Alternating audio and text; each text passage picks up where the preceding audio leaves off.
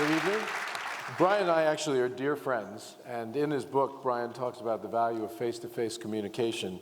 We're fortunate as friends that we actually have face-to-face conversations often. We often get together on weekend afternoons, talk about a variety of things. We're going to try to kind of invite you into such a conversation. Today, I think it'll be a little bit more edited maybe than normal. Yeah.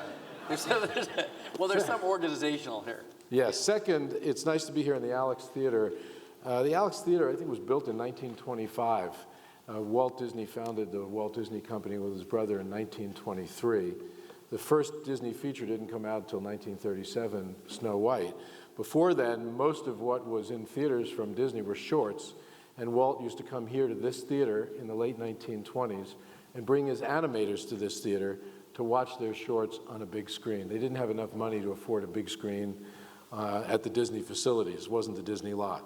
So it's nice being back here on behalf of the Walt Disney Company at the Alex Theater. Wow. Very good.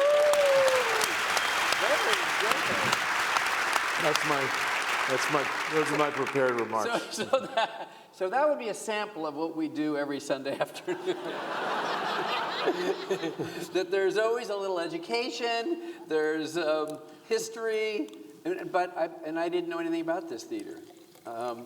So actually, Bob and I are great friends, and we make a point for, it seems like 20 years, to see each other at least every week on weekends when we're in town. And if we can't see each other on weekends, I will initiate a FaceTime with Bob, and he can be anywhere in the world, and unless he's right in the middle of something, grabs that FaceTime, and we'll communicate.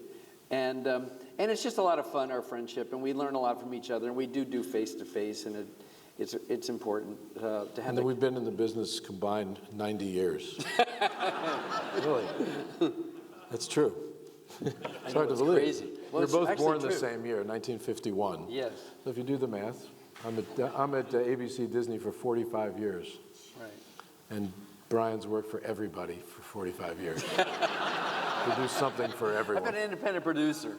Okay, what do you want to talk about? Okay, so... Notice I'm management, he's creative. It's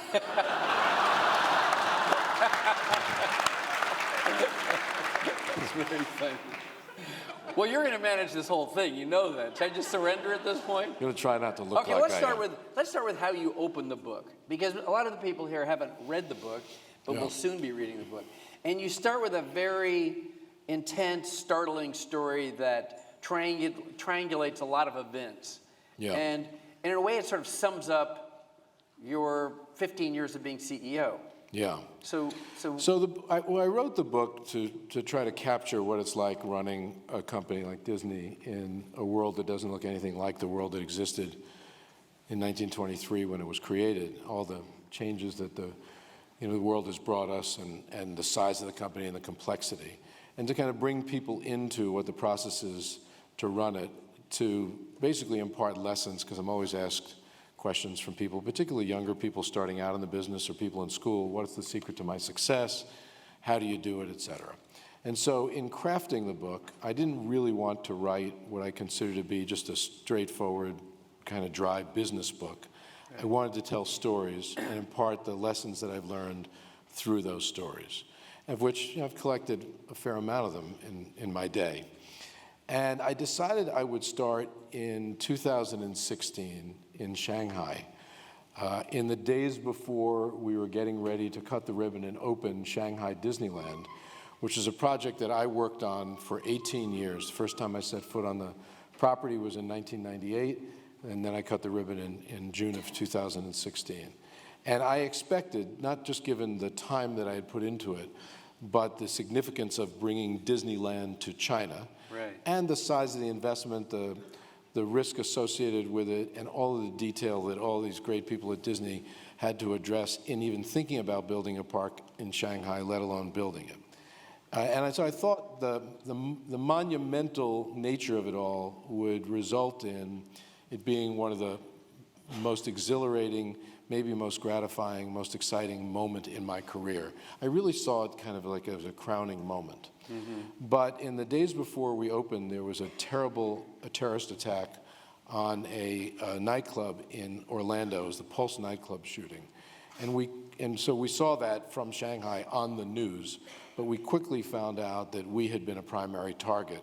And for a variety of reasons, which you can learn about in the book, the attacker decided not to attack us and ended up at the Pulse nightclub, killing and injuring a number of people, including people who were either relatives of, friends of people who worked for us, in some cases people who had worked for us or were working for us part-time. So that happened first. And it was a moment, even though it was thousands of miles away, you stop and think about just how fragile the world is, and also what our vulnerability is in the world. Then we opened Shanghai on a Thursday. I was giving a tour on Wednesday morning of the park. We had had the board of directors come over, the senior management team, a number of creative partners we were in business with, George Lucas, for instance.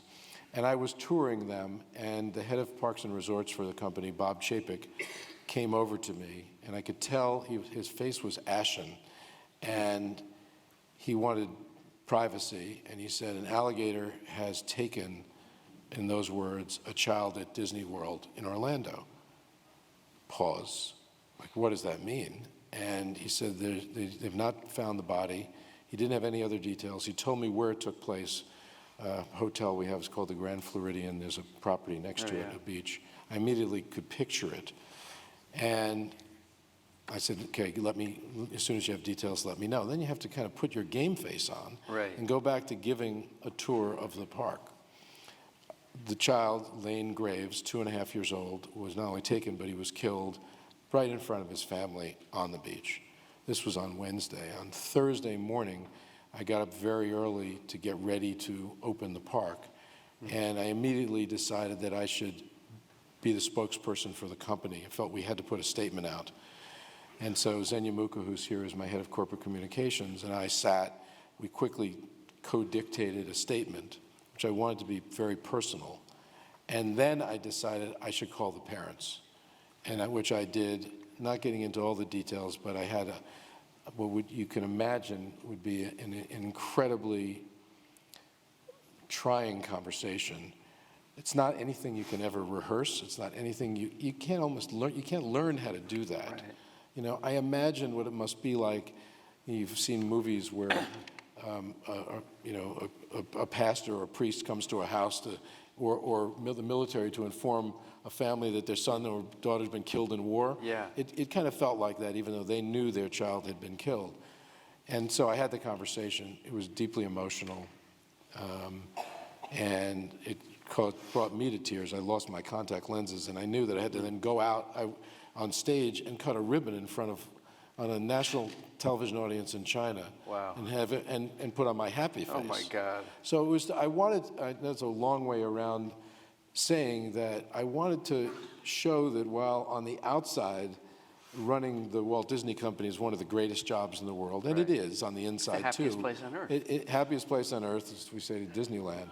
But not every day is a happy day, and in fact, things can happen that not only are totally unforeseen, but completely take the happiness out of the experience. Right. And I just thought, just start with not only the drama of it, but to kind of indicate I've got a good story to tell about a good company that I've had the huge privilege of running, but things like that can happen. Yeah.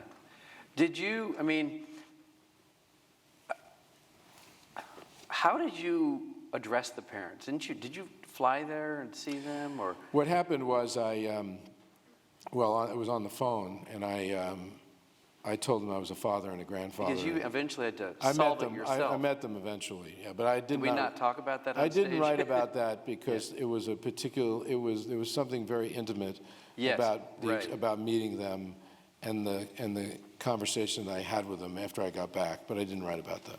Yeah, yeah. Lane's parents were Matt and Melissa Graves from Nebraska, and I met with them there. That's pretty sad. And then you shook 6,000 hands. I think you came back and you had to. Well, what happened was after I spoke with them, I had to ultimately go on stage and give a speech and literally put a smiling face on. That's tough. And one of the key people in the Chinese delegation saw me before I went on stage, and he knew of what happened in Orlando, and he said, "You're not going to say anything about it on stage, are you? I was not considering that. No. And I said, no. He said, good, this is a happy day. And I thought, wow, that's easy for you to say. Yeah. But it was, and I think that's how the chapter ends. This is a happy day. Yeah. Well, not really. Yeah. So you start with a story, that story, which is incredibly, Yeah, I also told it because I thought there's some leadership lessons in that. One is I think companies often err on the side of being these cold-hearted or seeming to be cold-hearted companies where a company spokesperson says something, and it's often the case that a company will advise its senior executives, don't put your name on it, don't say anything that could create liability, let us handle it. And I have a team that knows, as Disney, you don't do things like that. Yes. And so it was my instinct not to, and I got full support in that regard. So there's that, it's kind of owning up to, it's taking responsibility, but it's also knowing how to compartmentalize, how to basically manage the good and the horrific almost at the same time. Yeah. And and there's just so many moving pieces. And I am fascinated with all the different moving pieces that you have to balance at Disney. I mean, this is probably the most extreme or the most heightened, but you also, I mean, this is a management skill that you have. You solve problems, you solve crises immediately. Well, I think, first of all, because a lot of things require, you have to address right away. I think you have to learn enough about it. In other words, not everything can be a snap judgment. Yes. And there's always a balance, whether you're making a business decision or whether you're handling a crisis, between considering everything you must consider, all the factors, and at the same time being really decisive. Yeah. Because if you're not, particularly in a crisis, then things get decided for you. And to the extent you can either take control or manage things on a more active instead of a reactive, proactive instead of a reactive, you're better off. Yes. So there's always that. Okay, so let's go to a different subject. We did that. We can always come back. But it's a very, it's a heavy mood. But when you started as CEO, your first risky acquisition was Pixar. Right. And so where was that in the equation prior to you being CEO? It was a conversation that was Steve Jobs was having, but then sort of shut the thing down, said, I don't... Disney had a relationship with Pixar, which Steve Jobs controlled. Ultimately, he took it public and owned 50% for many years. And it was the equivalent of a joint venture. We put money in, and we co-owned the films. And the films that came out were 2 Toy Story films, Bug's Life, Monsters, Finding Nemo, and Incredibles. And it was a great partnership, not only great creatively when you think about that output, but commercially. Yeah. And it served both companies very well. Pixar went public, did extremely well in that process. And then the relationship started to fray. And it started to fray about the same time that Disney Animation went through a very tough period of films where that just did not, one after the other did not work. And there was a huge shift in leverage when Pixar had none at the beginning of the relationship because they were a startup. And Steve Jobs had never done anything on the creative side. And Disney had all the leverage. And then by the end of the relationship, which is almost the time that I became CEO, Pixar was the #1 brand in movie animation. Disney's best days, at least at that point, were behind it. And Steve felt he had a lot of leverage, which Steve liked, actually. And Michael Eisner didn't, and he did not like that. And that's just a human dynamic. Yeah, of course. And so and Steve announced the relationship got so bad that he announced very publicly, the relationship is ending. It was a contractual relationship. The contract was expiring, no more Disney. Said publicly. Wow. Which is a harsh thing, particularly at a time when Disney was going through some other tough times, like a hostile takeover attempt by Comcast. Oh, yes. A battle with 2 board members, one very prominent, Roy Disney. So they were not the best of times. And did Disney have a reaction that was against Steve? I mean, the reaction was just passive. It was kind of we don't really need them. Yes. And they've been great, but we don't need them. And we had the right to make the sequels. Yeah. Without them, but that would not have been a pretty situation. No. So anyway, long story short, in I come. I get named CEO in early 2005. I know that Disney Animation is in trouble. I also know that salvaging a Pixar relationship would be important. But also in studying Disney's history, if you look at the early part of Walt's feature era, so Snow White and Pinocchio and Dumbo and all the way through Cinderella and Peter Pan and not Beauty and the Beast. They're all in my head somewhere. Sleeping Beauty, thank you. And I can name others. And then Walt dies. They all caught that. I don't name the bad ones. Fantasia. No, but they caught they that you would be able to capture all those. Yeah, I can't really anymore. I'm fond of saying that I have a photographic memory, but I don't offer same-day delivery anymore. That's funny. They're in there, but don't expect them anytime soon. So anyway, and then you look at Michael Eisner's era. He came in the mid-'80s, but gave birth to great films like Beauty and the Beast and Aladdin and Little Mermaid, of course, Lion King. And as animation went, so went the company. In the great animation years, the company soared, and when animation was poor, typically the company didn't. And we were in that period. So I felt the pressure and the need, particularly since, I was the new CEO, and I had a show that I knew what I was doing. Where I was going to be. My wife reminded me that the average tenure of a Fortune 500 CEO was like 3.5 years or something. Really? Okay. So basically she said, one, don't get too comfortable in the role. You may not have it long. She had a lot of faith in me. She's not here tonight, so I can say that. And the second, which was interesting, was her way of saying, so if the risk in getting this job is so high, then take big risks. Don't be timid. Really? Yes. Wow. And just go for it. We've certainly go done for that. it. So I come in. I know I have to fix Disney animation. I try to figure out how to do that. First thing I thought about was, is the management that we have capable? I didn't think they were. Then you try to identify other people. There were people in the business, but no one I felt confident enough in to bring in and turn it around. Right. And then I thought, well, we could buy Pixar. Mm-hmm. The problem was it wasn't for sale. Right. And the second is, even if I could talk Steve Jobs into it, he'd want a lot of money. Right. And so in my first board meeting as CEO, I raised all this with the Disney board. I talked everything I just said, Disney animation in its heyday, and when Disney animation is bad, and I have to fix it. And I raised with them the notion of buying Pixar in my first meeting as CEO. Wow.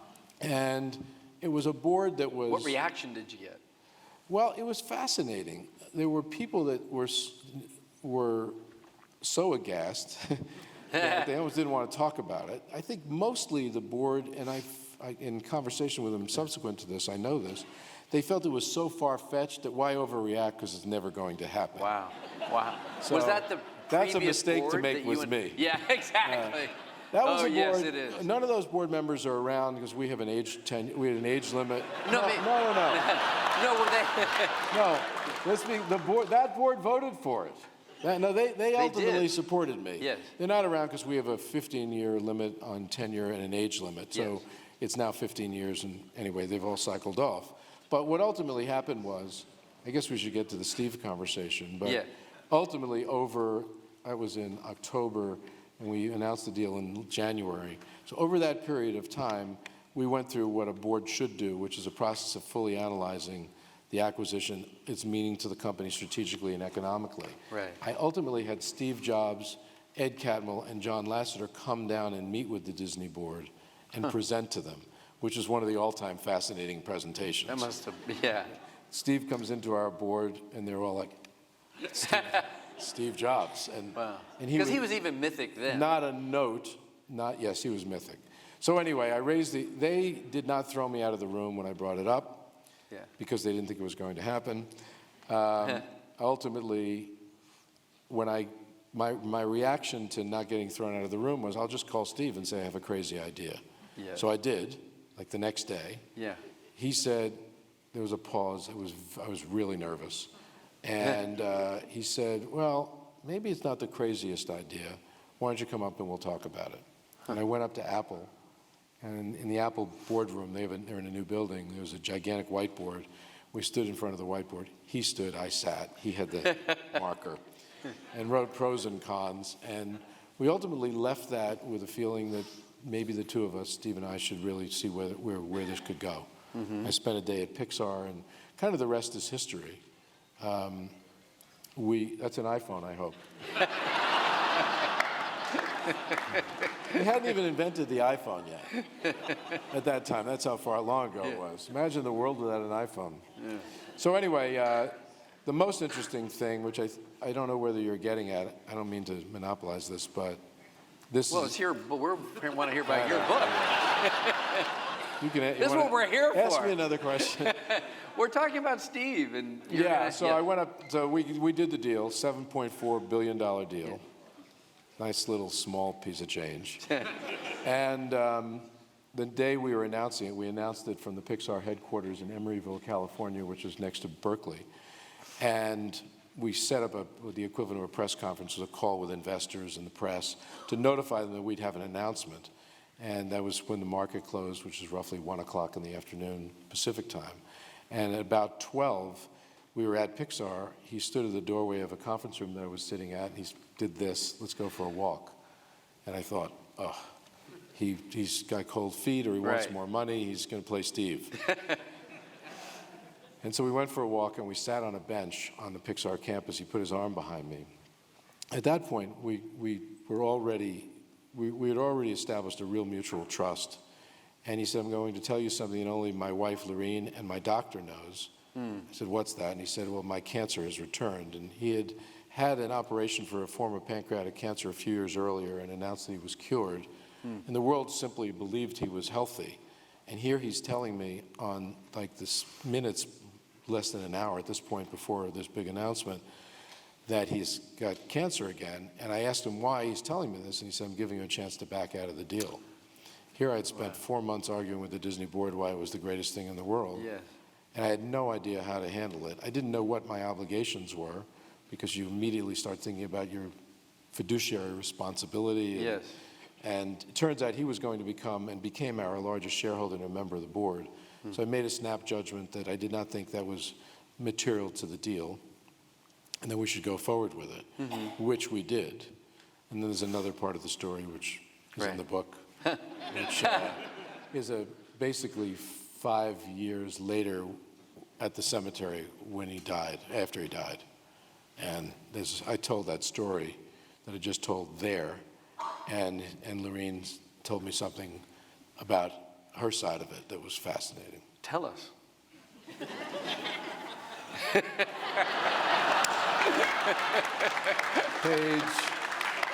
All the proceeds we're setting up scholarships for journalism students at places of higher education to foster diversity in journalism. So I'm selling this book hard because it's for a good cause. It's not for a Bob Iger cause. Good.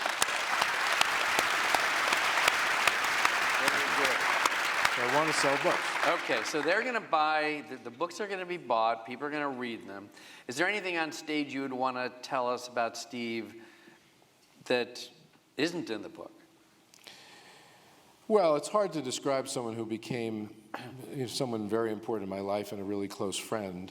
There's some funny things, because that didn't mean he was not Steve with me, but there's a side of Steve. Steve could be a very good friend, a loyal friend, a supportive friend, and he was, and he demonstrated that many times. But he could also still, as I said, I did say this in the book, he could also call on a Sunday and say, hey, he called often on weekends. Right. And sometimes he'd get on the phone and say, "I'm just bored." Thank you. Wow. I'm that exciting. One time he called on a Sunday and said, I took my son to see one of your movies the night before. It was Iron Man 2. Yeah. And he said, "It sucked." You made my day, Steve. Thank you very much. Thanks for calling. Yeah. I would argue with him. It's actually kind of fun. It became somewhat of a game to see whether I could ever turn him around. Yeah. Could you? I backed him down on a few things. Yeah. At least in my mind, I did.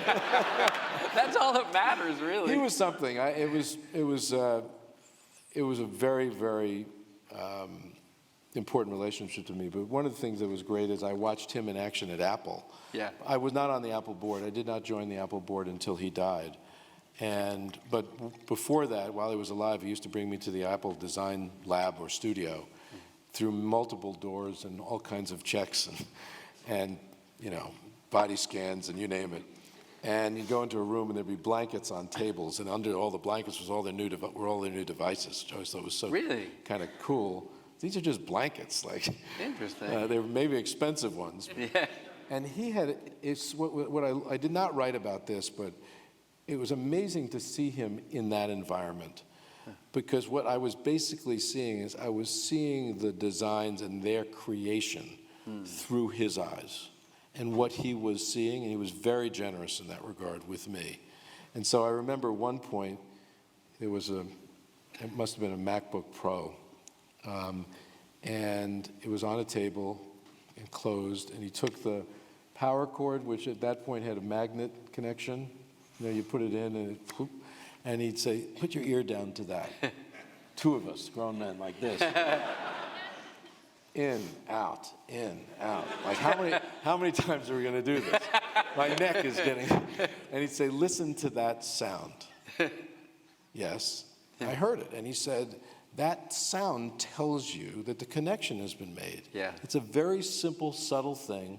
You're not saying as a consumer, oh, the connection's made. You just know it. Right. And he said there are 50 of those things. Well, in there's these certainty, devices. I guess, right? Absolutely. And certainty is convenience, and certainty is satisfaction, and certainty is not the absence of anxiety. Right. Sometimes. Exactly. Yeah. Sometimes.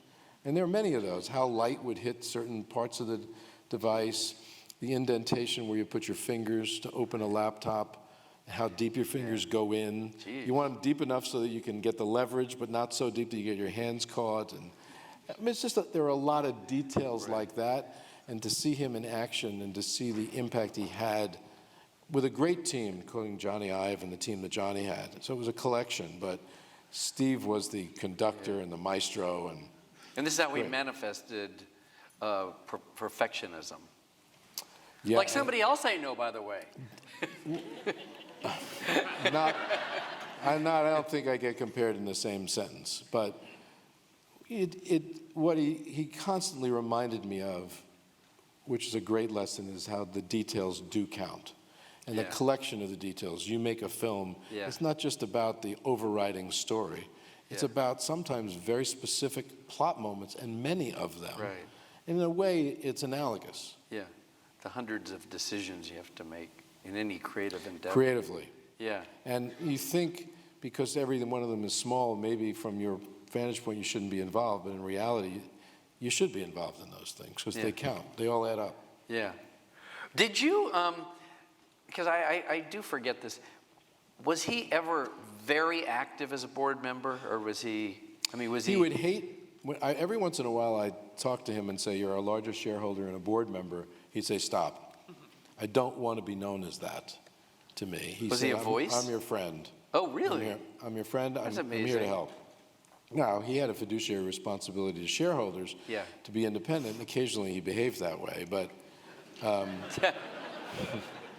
then sometimes. But he was a sounding board. Occasionally he just wanted to talk about things that they were thinking about, or he was thinking about, and we were thinking about. We talked a lot about things we could do together a few times. Just sort of what's going on. He just sometimes call and say, like, what are you thinking today? What are you considering? Did Anyway, he was one of 12 or 11 board members at the time. When he spoke, would he his show voice, up? Oh yeah, he showed up. He was a great board member. Okay. Till he couldn't anymore. Yes. Because he stayed on the board till he died. And he flew down to Florida once. I don't know, maybe it was a year before he died, but he had some really tough times. He had a liver transplant. Yeah. He was on numerous painkillers for a long time, maybe at least a year before he died, and he showed up. Wow. He was frail. He couldn't stay as long. His voice wasn't as powerful in volume, but it was just as powerful in terms of words.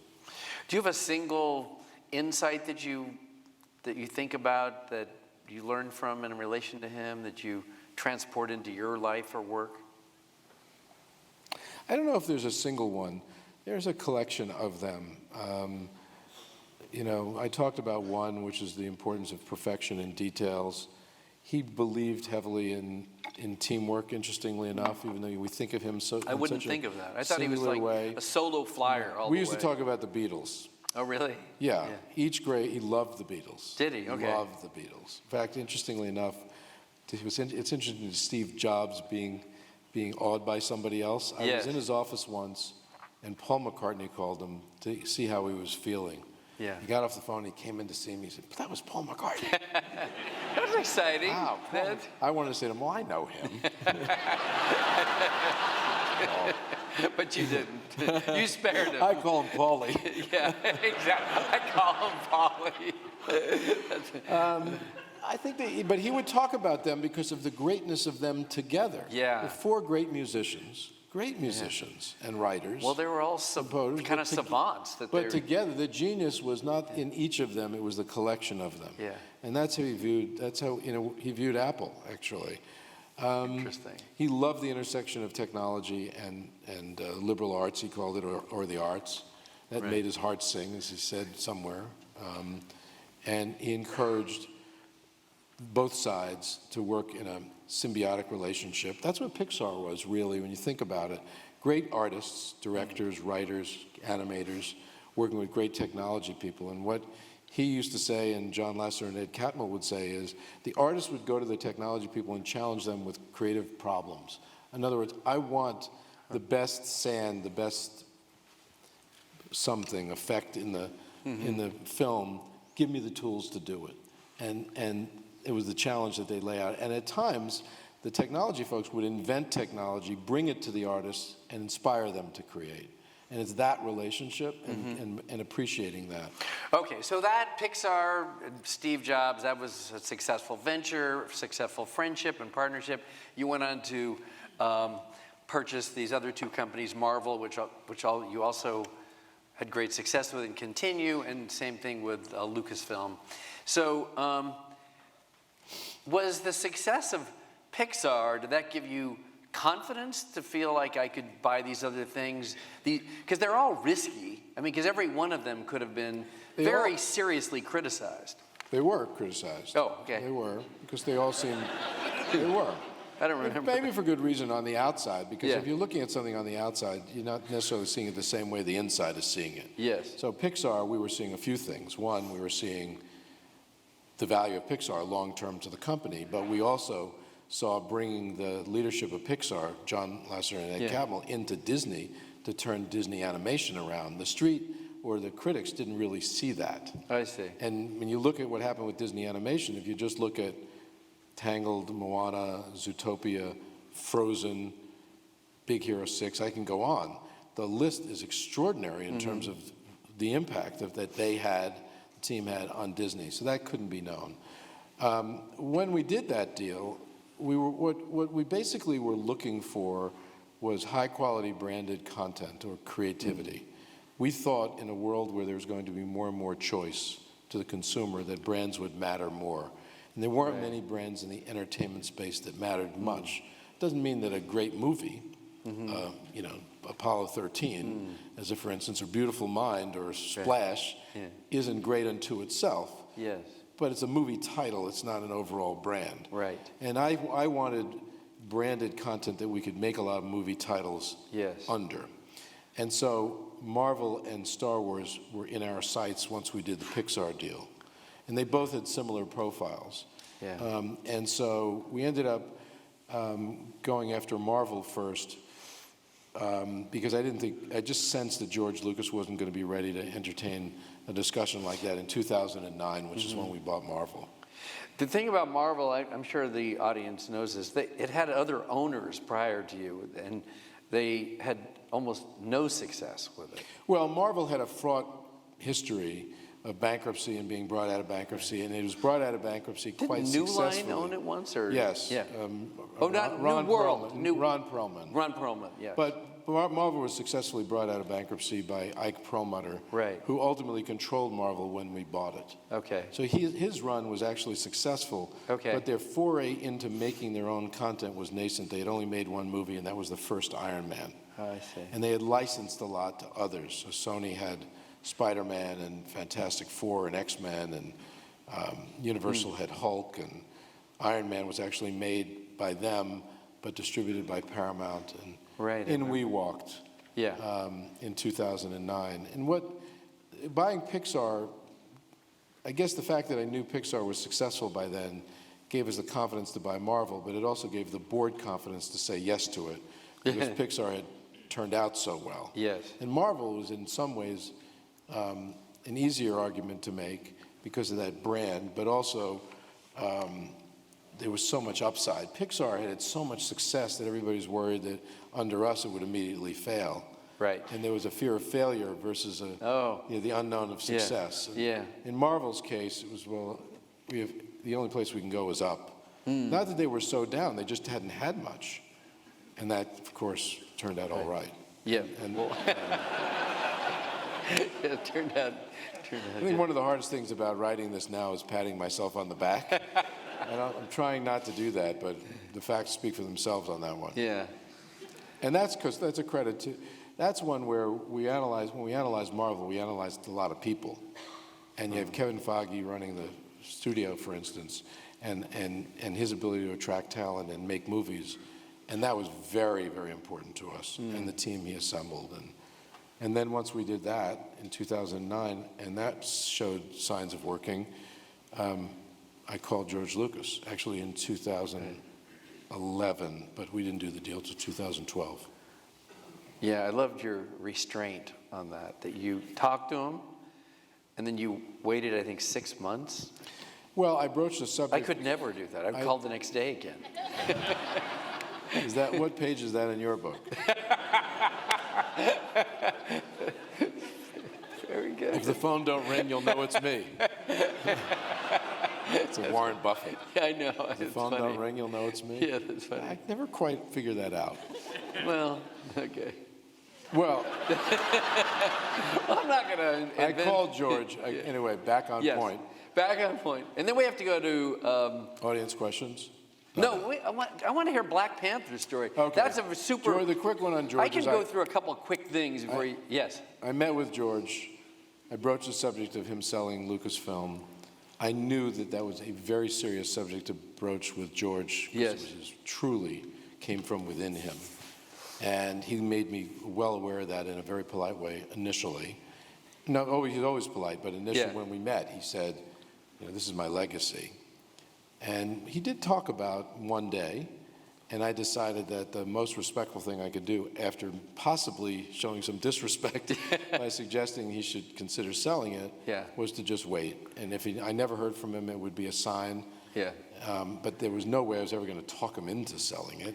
Is that the same dynamic as dating?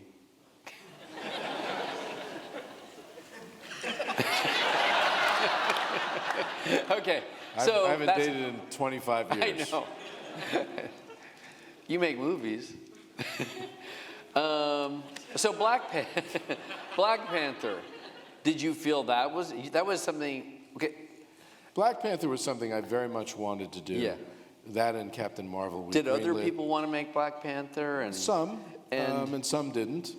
There was skepticism about a black superhero film, just as there was skepticism about a woman superhero. It thrilled you to have that work on that level. For many reasons. It thrilled me to have it work, mostly because of its cultural impact. Yes.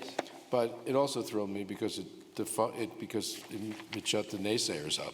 Yes. I think actually when we resort to old beliefs in a business that doesn't look anything like it did years back, typically you fail. I know there are learnings you bring forward from the past, but the world is so different today than it used to be that you don't necessarily change your standards, but your decision-making process has to change in terms of, even creatively, in terms of the subject you choose to tell stories about. And in Black Panther's case, there was a lot of skepticism. We still decided to go forward, mostly by mandate. Actually, kind of all by mandate. Yeah. And bring Ryan Coogler in, which Kevin Feige did, and give him the tools necessary, the resources to make a great movie, and he did. Yeah. And it's his brilliance that created the success, but it's a combination of us believing in making it and his execution that changed the world, in my opinion. And it's so meaningful to people. And I still run into people who say, the impact that had on my son and my daughter. Yeah. To see themselves in a superhero movie. Yeah, it became a role model. It's a big deal. It's a big deal. And I think necessary. and totally necessary. And I think when people talk about diversity in our business and the need for more, and clearly there is, there's clearly a moral case to be made, an ethical case to be made for it, which I completely support. There's also a commercial case. It's not the only reason to do it, but you're not going to make films or tell stories that reflect the world we're trying to reach, which is so diverse, without a diverse group of people that's making the decisions about what to make. So I don't like to approach it as just a business case, because it isn't just that. It is the right thing to do too, but it's a balance. Right.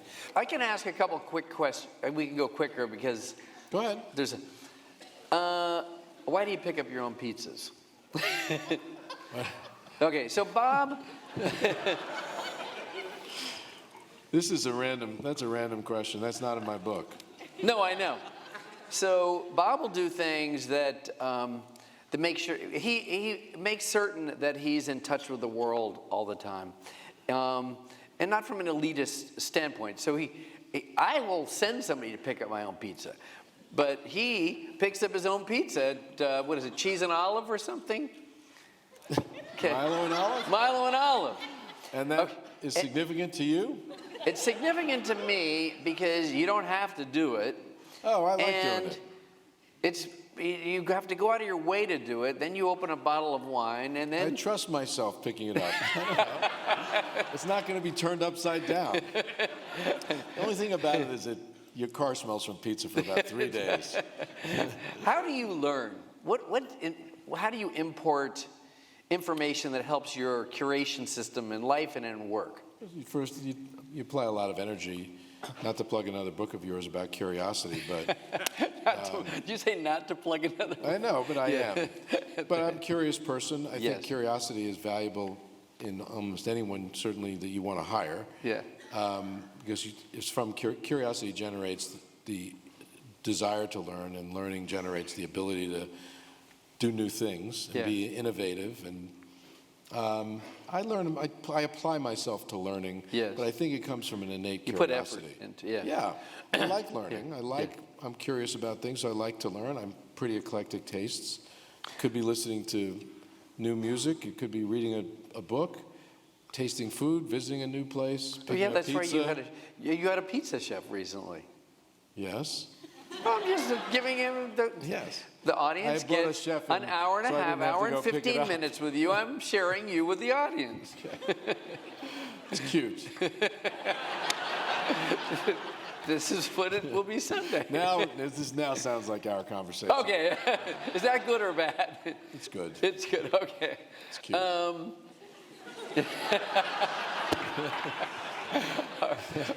Okay. I don't even know where to go from at this point. I really don't. You have a lot of prepared things there. I thought I should, you know. ahead, I've never done this with you, where I'm asking the questions. How important is it? Well, do you reveal your heart to your employees, to your management, to people? Or is your life has to be more efficient than that? Or how do you see that? Is revealing your heart important? Well, I think if you're leading a company, a lot of what you do has to come from your heart. I don't think of it that way as much as just being genuine or authentic. Yeah. So I think, and if some of that means it comes from my heart, sure. It doesn't mean, you have a relationship with your employees that I think is both a business relationship and a people relationship. And I guess I think of it more as people than business, but I come in with a title and that I get typecast or stereotyped by people because of that, and that sort of creates a distance. And sometimes there's some distance that is just healthy, but I never try to be something that I'm not with them. I think, and I spent 45 years with this business and this company, really, starting at ABC. In some ways, I still think of myself when I show up in the morning as the same person that I was 45 years ago. So when I interact with people, I try not to interact with them as like with my title on my forehead. Yeah. I just try to do it as You do. a person. That's correct. Yeah. That's not easy because the title precedes you. Yes. And it scares the heck out of people. I joke all the time that nobody wants to get on an elevator with me. It's I talk about this a lot. It fascinates me. Seriously? I'm on the elevator. You see people coming. They see me. The doors are still open. And they let the doors close. They slow down. And I know some of you are here. And you just hope that the door's closed and I don't hit the door open button. Oh my God. That's funny. And now I'm actually thinking I want to reinvent elevators. So the biggest button in an elevator should be door open. Yes. You can never find it because it's the That's same true. size as all the other buttons. Yes, that's true. It's what you need the fastest. Exactly. So- that's funny. Anyway. That's good. All right. That's And humanizing. then they'll get on an elevator and it's definitely clear. They go to the farthest corner of the elevator. No talking, no eye Maybe contact. you won't talk. Yeah, maybe you won't talk. Maybe you won't And then ask me. sometimes I'll simply say, I introduce myself, and they do this duh. And then I ask them what they do, and then they hope to get off before me. Please. That's funny. Okay. Oh, I know what I wanted to ask you. Do you read to learn, or do you enjoy it? Because you read a lot. Both. Okay. I like to When you read for- that 700-page book on Churchill, what was that? That seemed hard. No. I don't know. It's someone was- I admire. Yeah. A leader I admire. Yeah. He's a name. I remember it being a busy weekend. You did several things and read that book. Okay. I like to read. They're getting a kick out of Sometimes it's an escape, it. Yes. which is nice. Yes. Okay. I'll do a couple quick things. What's your favorite ride or attraction at Disneyland? I love Pirates of the Caribbean at Disneyland. Okay. And the reason for that is a few things. One, it was really one of the last attractions that Walt created. It opened after he died. He was very involved in it and very proud of it. There's that connection. And we've upgraded it technologically, but we haven't really brought it into the 21st century. Right. It still has an essence about it that I love. There's a simplicity to it. Yeah. And also sometimes it's just dark and quiet. Yeah. And a dark, And air quiet place is nice. Yeah. And I tried desperately to be able to imitate the dead men tell no tale. Dead men tell no tales. I like that. Can you do Frank Sinatra? No. Okay, I didn't realize you did this every year, but you participate in a marathon every year. No, What is that? I participate in the bike leg of the Malibu Triathlon, which is far from a marathon. Yeah, I guess it might be. But there's a team triathlon. Well, I was leading to a different question. Are you a sprinter or long distance runner? I don't run anymore. I'm both. Yeah, I think you are too. Okay. I think we should go to questions. Chocolate or vanilla ice cream? Oh yeah. Wait, what is your favorite ice cream? You shift. You are very much of an ice cream fanatic. I Actually, like ice you're a cream. connoisseur of ice cream. No, I like ice cream. What is your favorite flavor? Mine's dark chocolate or David Chang's Momofuku peanut butter. That's way too fancy for me. I like peanut butter Yeah, good, isn't with it? chocolate chips. That's good. That's a leadership lesson. Okay, the next question. Should have we had another glass of wine before we this? We should get more serious. Well, I think okay, well, unless you have other stories you want to tell. I think we reached 9 You're o'clock. dying for audience questions. No, I could do, No, okay, don't force it. okay, when I read Bob's book, but this could be, again, I don't know how this works within the book conversation. I found it very emotional because you run this race, this professional race with such restraint, with such discipline, and such discipline that you don't. Meaning you don't. It takes a long time for you to celebrate the joy of a triumph, like Twin Peaks. I celebrated a lot internally. I mean, there's a lot that I enjoy. But on stage on Twin Peaks, I was really kind of moved by that, actually. Well, you championed this show that no one seemed to want at the time. Well, it was ahead of its time. And it worked. It worked briefly. Right. Briefly. That was a joy. Now, there are a lot of moments, and I used to work on a show called Wide World of Sports. Oh, yeah. And it would open with the thrill of victory and the agony of defeat. Yes. Anybody remember the ski jumper who crashed over? Yeah. One of my jobs was to find that guy once and bring him to the Waldorf Astoria for a black tie dinner. Oh my Seriously. God. Did you? Yeah, we found him. He was working at an anchor chain factory in Yugoslavia. Then Yugoslavia. It doesn't exist now. Wow. Anyway, we're off the subject. Okay. But the thrill of victory, agony, defeat, there's a lot of that in this business. And if you're in the creative business, Yes. there are huge victories. You mentioned one, Black Panther. There have been many over the years that I'm extremely proud of to have been associated. And there are a lot of things that just flopped and are disappointments. And I think what you're maybe getting at is I try to process them all with some degree of restraint. With restraint, yes. Because, and it's not that you, look, you should encourage celebrating victory. That's a big deal. But you also know that sometimes success or victory can be fleeting, particularly if you're in the business of making a lot of things. And the next thing that comes around may not be as good. It doesn't necessarily mean you have to moderate or modulate your victory, but I don't know. I guess I am generally a reserved person, so I don't think I over-emote. Yeah. But in failure, that may be a liability in success in some ways. Why? Because I think people want to see you. to cheer the victories big time. Yeah. At the same token, I think it's an asset in failure, because failure is something in the creative business which can happen often, and because it's so unpredictable and there's so much risk, and you need to be able to process that too. So I like not getting, look, disappointment is perfectly healthy, but wallowing in the defeat or the failure for a long time does no good whatsoever, particularly in terms of motivating people in creative businesses. You know? Yeah, you talk about optimism. Do you want shared optimism? Well, I talk about optimism in two ways. Yes. From a leadership perspective, I talk about it because I don't think anybody wants to follow a pessimist. Just that simple. That's for sure.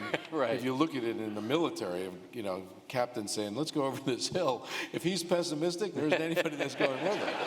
I just think about it that way. So in terms of motivating people, and that, by the way, is true when you're trying new things, but it's also true in tough times.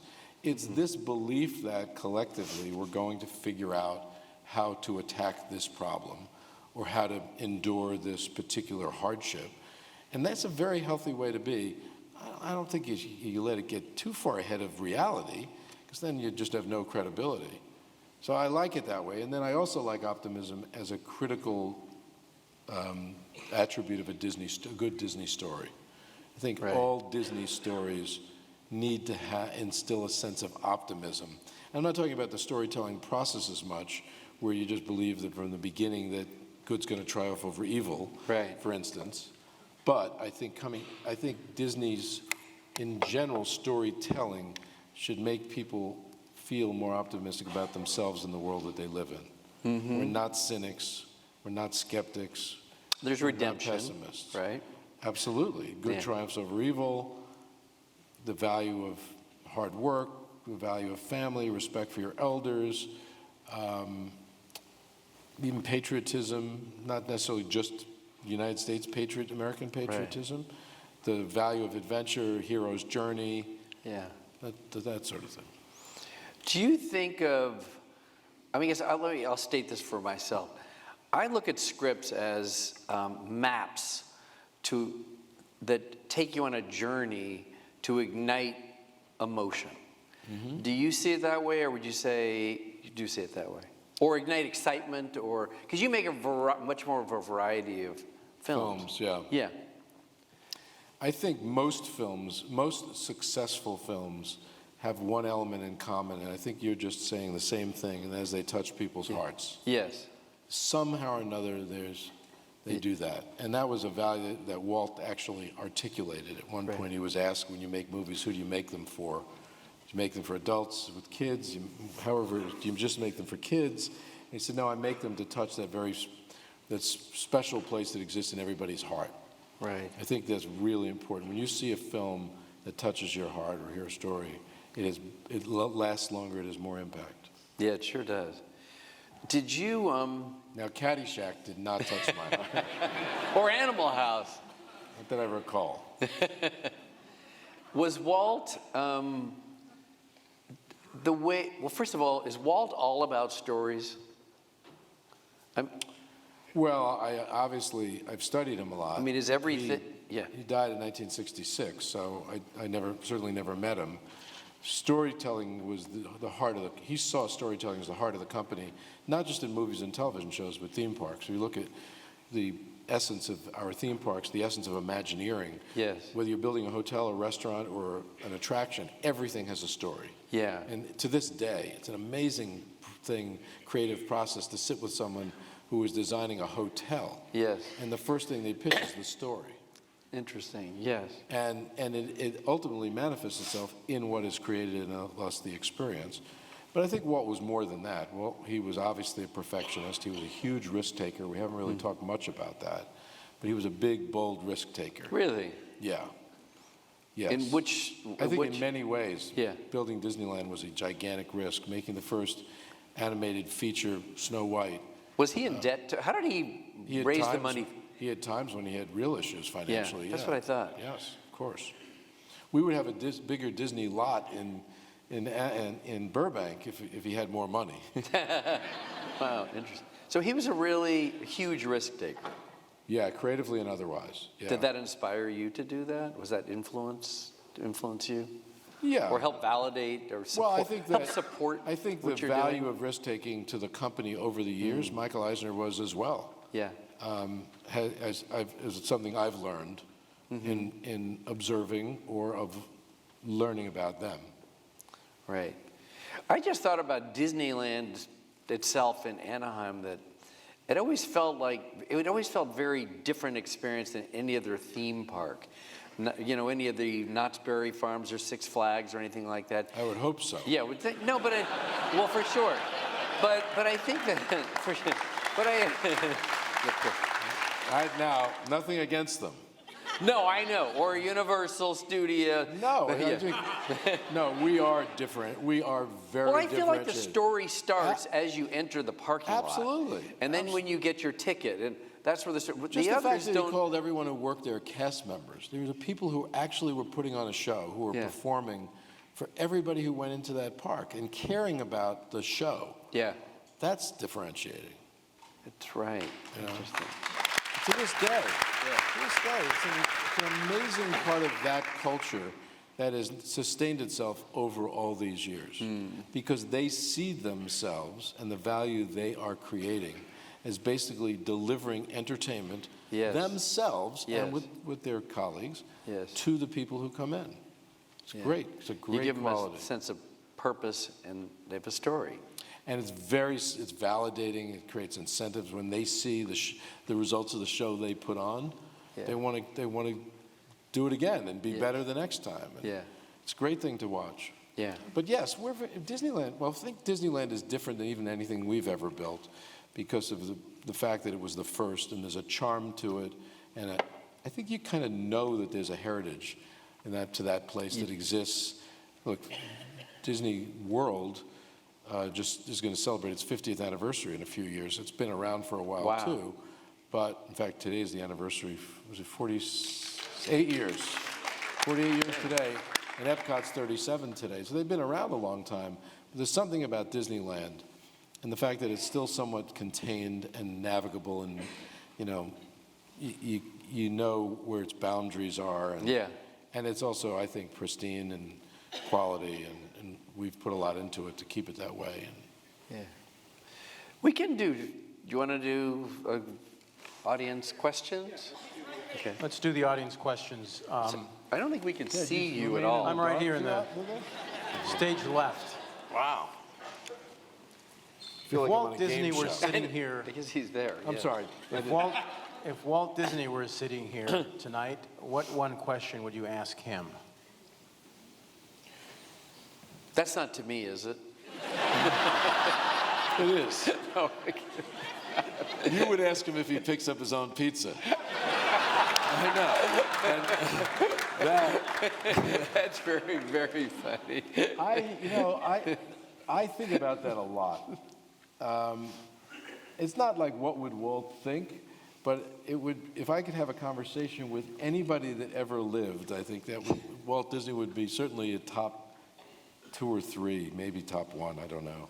I certainly would want to talk to him about the company. I'd want him to give me feedback. I'd ask him, okay, what do you That's think? interesting, What do you yes. think of this place? Right.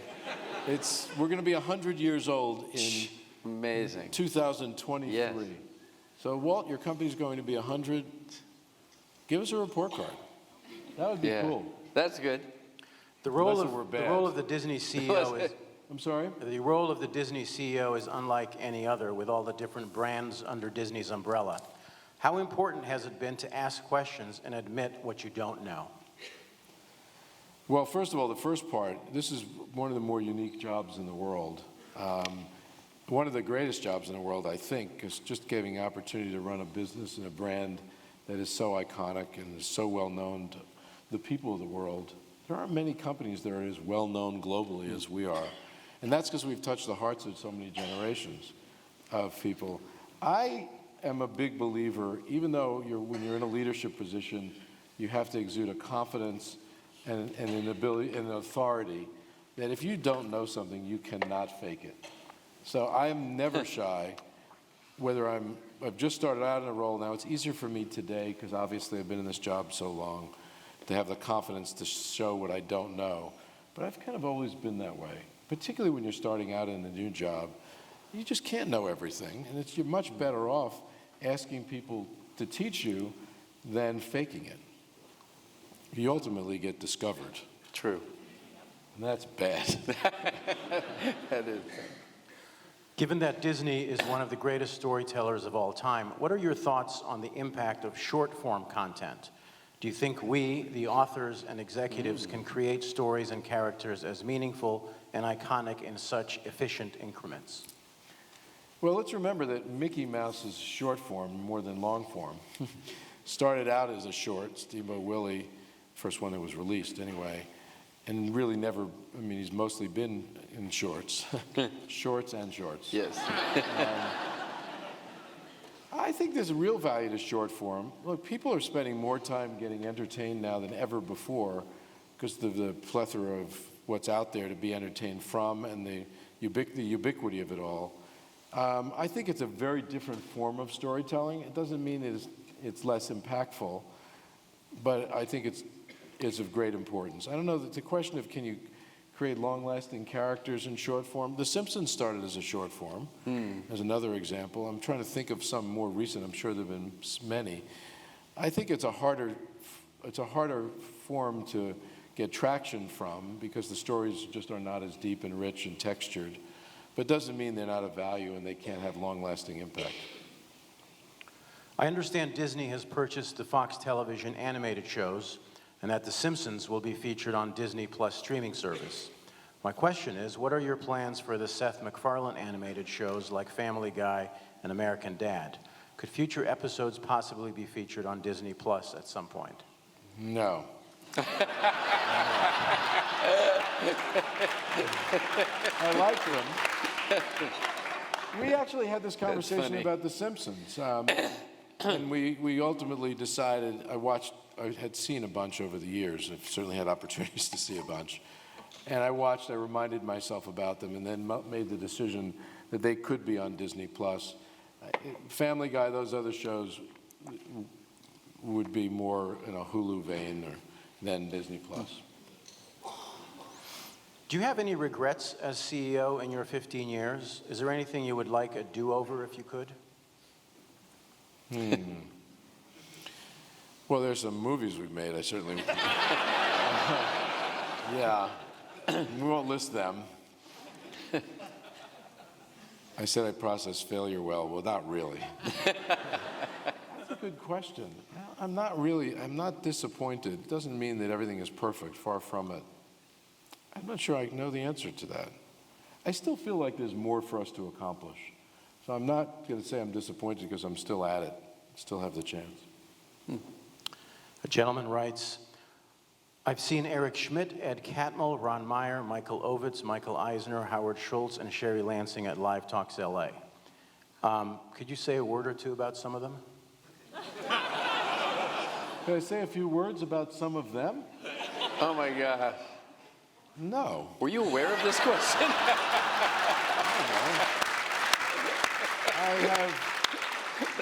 I have varying degrees of knowledge and respect for all of them.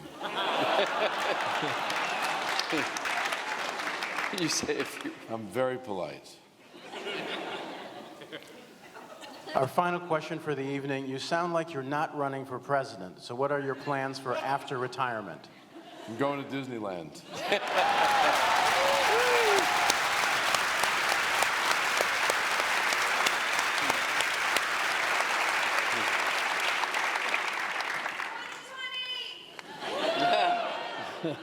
That's a new show on ABC. We're doing a lightning round now. Well, with that, thank you, Brian. It's Brian, great to have you on our you're very stage, welcome. Bob. Thanks, Ted. Thank you all for coming. That was fun. That was really fun. First of all, Ted, thank you for this opportunity.